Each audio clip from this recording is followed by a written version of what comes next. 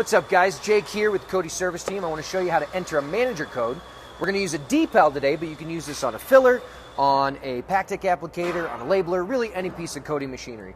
So we go on our automatic operations page right now. If I go to the settings page, you're going to notice that there's a few values that are grayed out that I'm not able to actually change them right now. So the way that I'm going to actually be able to change those values, I'm going to go to the unlock screen up top here, and then you'll see current user. I'm going to hit log out. The username that I'm going to enter in here is going to be manager, all lowercase. And then we'll fast forward this.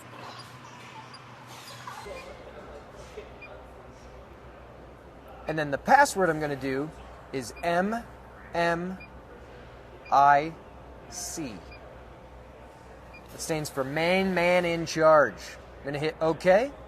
If I go back to settings now, we'll notice that all those values can be changed.